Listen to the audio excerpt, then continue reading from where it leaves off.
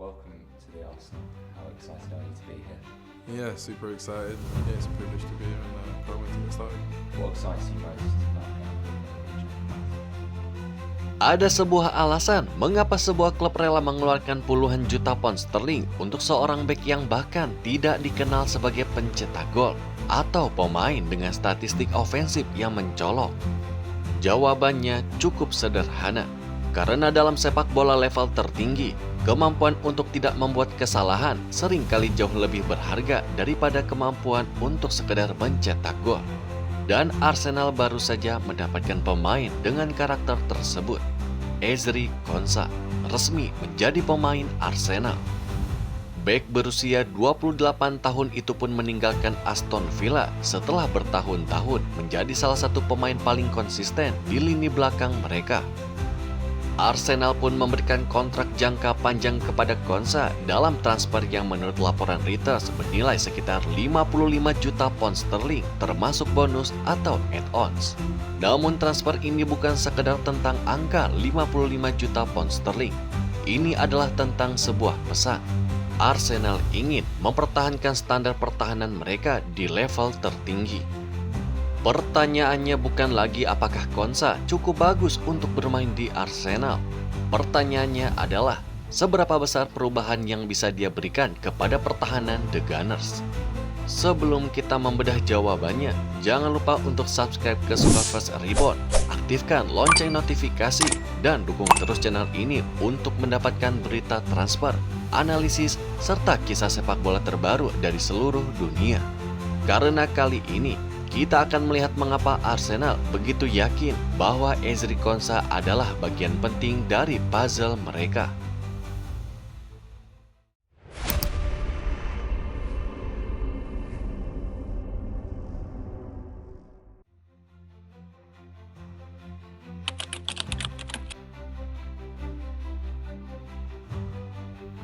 Ketika sebuah klub mengeluarkan sekitar 55 juta pound sterling termasuk add-ons untuk seorang bek berusia 28 tahun, tentu ada alasan yang sangat kuat di balik keputusan tersebut. Arsenal sendiri sebenarnya sudah memiliki banyak pilihan di lini belakang. Ada William Saliba, Gabriel Magalhaes, Ben White, Jurrien Timber, Piero Hincapié, Ricardo Calafiori, dan sejumlah pemain lain yang dapat mengisi beberapa posisi. Lalu mengapa Arsenal masih merasa membutuhkan Ezri Konsa? Jawabannya terletak pada satu kata, konsistensi. Konsa sendiri bukan pemain yang baru muncul selama satu musim. Sejak bergabung dengan Aston Villa pada tahun 2019 silam, ia pun berkembang menjadi salah satu bek tengah paling stabil di Premier League. Data Premier League menunjukkan bahwa Konsa telah mencatatkan 231 penampilan di Premier League bersama Aston Villa. Ia bermain 34 pertandingan Liga pada musim 2024-2025 dan kembali mencatatkan 34 pertandingan pada musim 2025-2026. Angka tersebut menggambarkan satu hal penting, sebuah ketersediaan. Seorang bek elit tidak hanya harus memiliki kemampuan tinggi, dia juga harus mampu bermain secara konsisten sepanjang musim. Dan Konsa pun telah membuktikan hal tersebut. Pada musim 2025-2026, ia bahkan mencatatkan 48 penampilan bersama Aston Villa di seluruh kompetisi dan memainkan peran penting dalam perjalanan mereka meraih trofi Liga Eropa. Reuters pun mencatatkan Konsa juga menjadi bagian dari skuad Inggris di Piala Dunia 2026.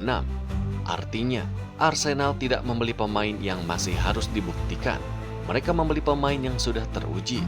Lebih menariknya lagi, Konsa mampu bermain sebagai bek tengah maupun bek kanan. Fleksibilitas inilah yang sangat penting bagi Arsenal.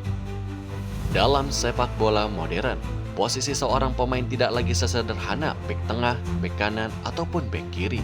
Sistem Arteta membutuhkan pemain yang mampu berpindah posisi sesuai fase permainan. Namun, ada satu faktor yang jauh lebih menariknya lagi. Konsa sangat sulit untuk dilewati.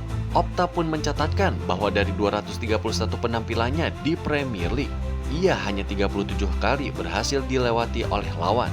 Itu berarti rata-rata sekitar 0,17 kali per 90 menit. Bahkan, angka tersebut menempatkannya di antara bek paling sulit dilewati dalam sepak bola Inggris. Dan ketika Arsenal bermain dengan garis pertahanan tinggi, kemampuan seperti ini sangat berharga. Karena ketika satu bek kalah dalam duel 1 lawan 1, seluruh struktur tim pun dapat runtuh. Dan kehadiran Konsa sendiri akan memberikan keamanan. Dia tidak selalu terlihat mencolok, tetapi justru itulah kekuatannya. Dia membuat situasi berbahaya terlihat sederhana.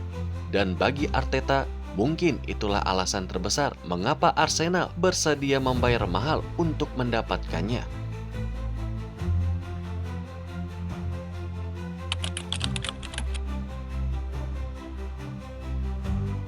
Ada beberapa pemain yang statistiknya terlihat spektakuler dari segi gol, assist, operan kunci, maupun dribble. Tetapi statistik seorang bek seringkali justru menarik ketika angkanya terlihat biasa. Karena tugas seorang bek bukan membuat dirinya terlihat. Tugasnya adalah membuat lawan tidak terlihat. Dan Ezri Konsa pun sangat baik dalam melakukan hal tersebut. Salah satu statistik paling menarik datang dari analisis Opta. Dan yang lebih mengesankannya adalah tingkat keberhasilan true tackle Konsa yang angkanya pun mencapai 74,8%. Artinya, ketika situasi duel terjadi, Konsa pun sangat sering berhasil menyelesaikan aksinya dengan sukses. Hal ini memberikan gambaran mengenai gaya bermain Konsa. Dia bukan tipe bek yang selalu terburu-buru keluar dari posisinya. Dia membaca situasi, menunggu, menentukan waktu, kemudian bergerak. Ketenangan inilah yang membuatnya sangat cocok dengan kebutuhan Arsenal. Mikel Arteta menginginkan tim yang mampu mempertahankan kontrol pertandingan. Bahkan ketika lawan melakukan serangan balik, para pemain bertahan harus tetap mampu mengambil keputusan dengan cepat tanpa kehilangan struktur. Lalu kemudian datanglah Piala Dunia 2026. Konsa sendiri masuk ke dalam skuad Inggris dan menjadi bagian penting dari perjalanan mereka di turnamen tersebut. Menurut Opta, ia pun menjadi starter dalam 7 dari 8 pertandingan Inggris menuju semifinal. Reuters juga mencatatkan bahwa Konsa tampil dalam 7 pertandingan dan bahkan mencetak gol pada pertandingan perebutan tempat ketiga saat melawan Perancis. Pengalaman tersebut memberikan nilai tambahan, karena Arsenal bukan hanya mendapatkan pemain yang terbiasa dengan Premier League. Mereka mendapatkan pemain yang baru saja merasakan tekanan turnamen internasional terbesar di dunia. Dan itulah yang membuat kita pada aspek lain, yakni sebuah mentalitas. Konsa menggambarkan gaya bermainnya dengan 3 kata, tenang, kalem, dan terkendali. 3 karakter yang terdengar sederhana, tetapi justru sangat penting untuk seorang bek. Karena ketika stadion penuh tekanan, lawan melakukan pressing, dan satu kesalahan dapat menentukan pertandingan. Kemampuan untuk tetap tenang adalah sebuah senjata. Arsenal membutuhkan pemain seperti itu. Pemain yang tidak panik, pemain yang tidak mudah keluar dari struktur. Pemain yang tahu kapan harus maju dan kapan harus bertahan. Dan sekarang, pemain tersebut telah menjadi bagian dari Arsenal.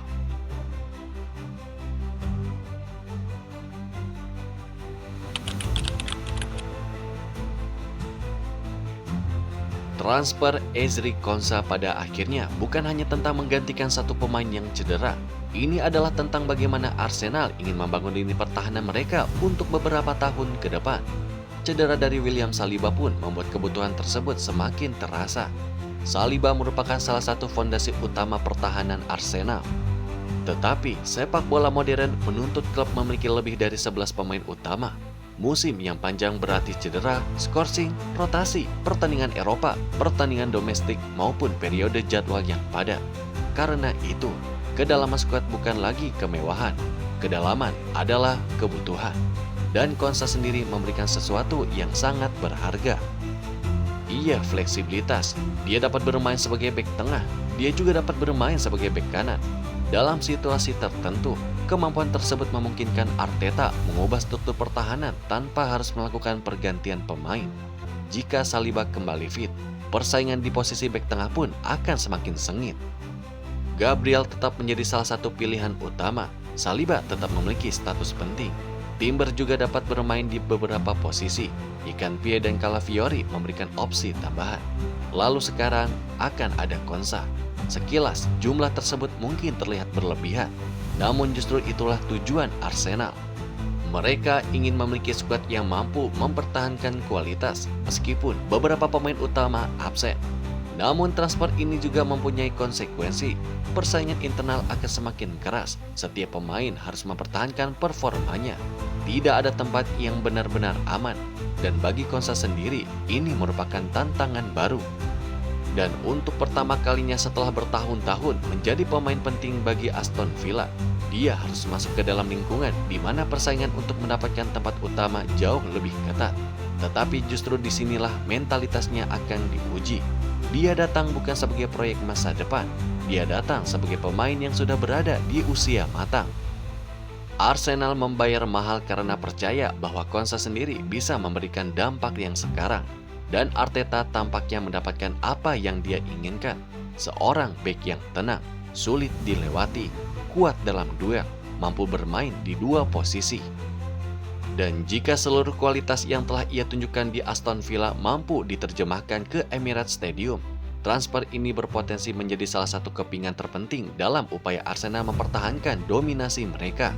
Satu hal yang pasti, The Gunners baru saja menambahkan salah satu bek paling konsisten di Premier League ke dalam pertahanan mereka. Dan sekarang tinggal menunggu satu pertanyaan terjawab. Seberapa kokoh Arsenal dengan Ezri Konsa di dalamnya? Sekarang waktunya Konsa membuktikan bahwa dirinya memang layak mendapatkan kepercayaan tersebut. Lalu bagaimana menurut kalian? Apakah Ezri Konsa adalah transfer yang tepat untuk Arsenal? Tulis pendapat kalian di kolom komentar. Dan jangan lupa untuk subscribe ke Soccer First Reborn. Serta aktifkan lonceng notifikasinya agar kalian tidak ketinggalan berita transfer terbaru, kabar sepak bola dunia, analisis pertandingan, hingga kisah menarik para pemain dari berbagai penjuru dunia. Karena di Soccer First Reborn, kita pun bukan hanya membicarakan siapa yang datang dan siapa yang pergi. Kita membahas cerita di balik setiap transfer, strategi di balik setiap keputusan, dan perjalanan di balik setiap pemain. Jadi, pastikan kalian tetap bersama Soccer First Reborn. Saya pamit, sampai bertemu di video berikutnya yang hanya ada di Soccer First Reborn.